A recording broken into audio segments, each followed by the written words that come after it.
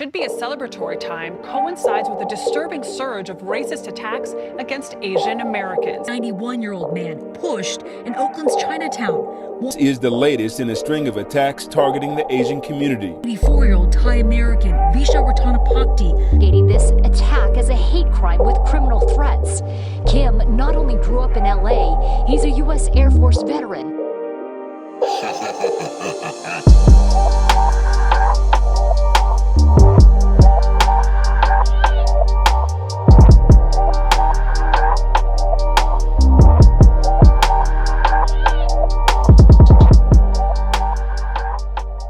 Hey guys, Worm here.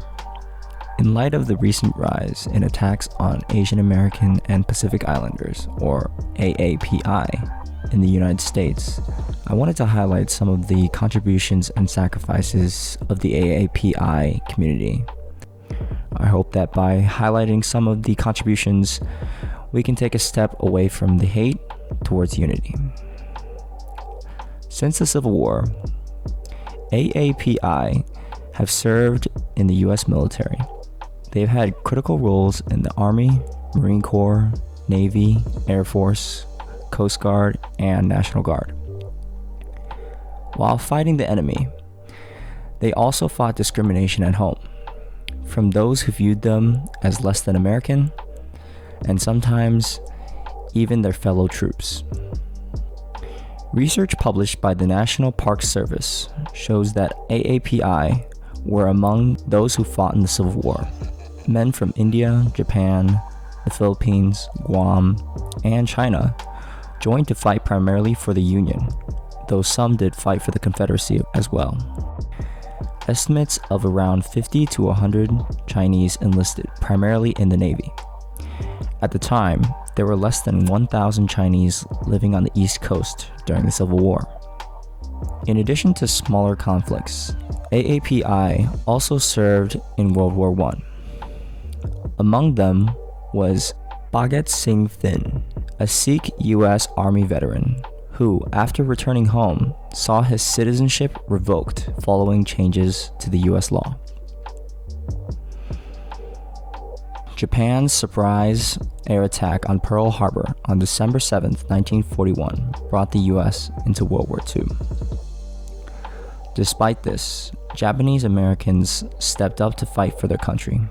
Around 19,000 served in the 100th Infantry Battalion and the 442nd Regimental Combat Team and the Military Intelligence Service.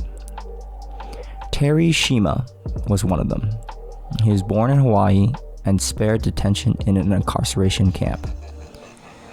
The late Colonel Young Ok Kim, a Korean American and winner of the Distinguished Service Cross, the Army's second highest award, also joined as a second lieutenant. Both Shima and Colonel Kim joined the 442nd, a segregated Army unit comprised almost entirely of Americans of Japanese ancestry. The 442nd was the most decorated unit in U.S. military history for its size and length of service. The unit was awarded 8 Presidential Unit Citations, 5 of which was earned in 1 month.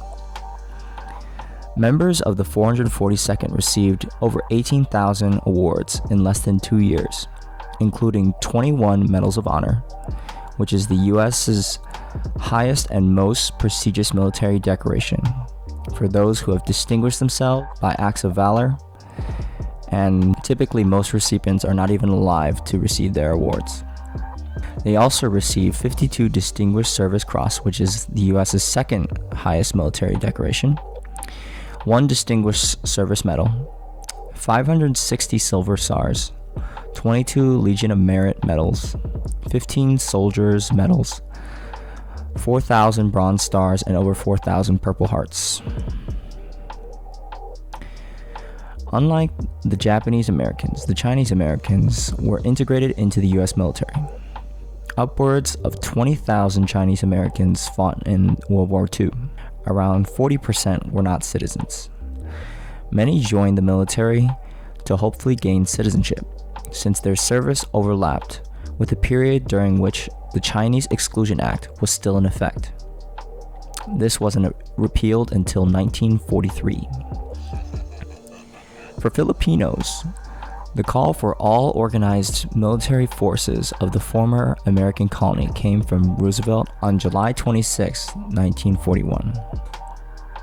Between 1934 and 1946, which was the year the Philippines gained independence, the U.S. maintained the right to summon Filipinos to serve under the U.S. Armed Forces. Among the outfits were the Philippine Commonwealth Army, the Philippine Scouts, and recognized guerrilla units, which helped provide intelligence to Allied forces to repel the Japanese. More than 260,000 Filipino and Filipino-American soldiers served during World War II, as they were told they would get full benefits in exchange for putting their lives on the line. Unfortunately, when the war was over, that promise was rescinded. The Rescissions Act of 1946 voided their service and deemed their time of duty as not being quote-unquote active military, naval, or air service for the purposes of any law of the United States conferring rights, privileges, or benefits upon any person. With President Truman's signature, this act became law on February 18, 1946. Now, 50 years later, a glimmer of hope arrived for veterans in 2009 when President Barack Obama signed the Filipino Veterans Equity Compensation Act of 2009. After years of lobbying efforts, Filipino veterans who fought in the Philippines won a one-time lump sum payment of $15,000 if they lived in the U.S., or $9,000 if they lived in the Philippines.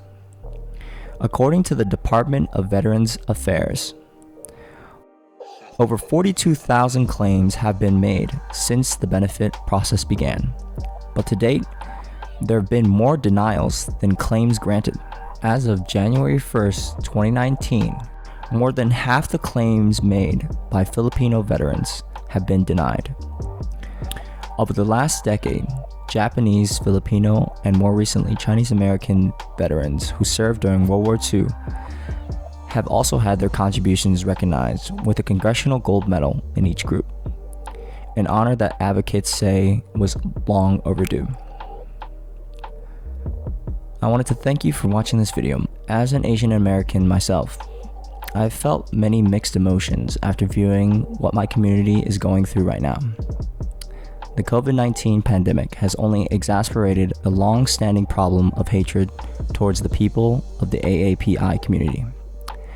I wanted to recognize some of the contributions and sacrifices AAPI have made so that I can live in such a great country that I call home. America is not perfect, but we can all work together to make it better.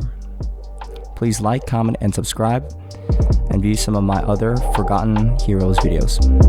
Thank you.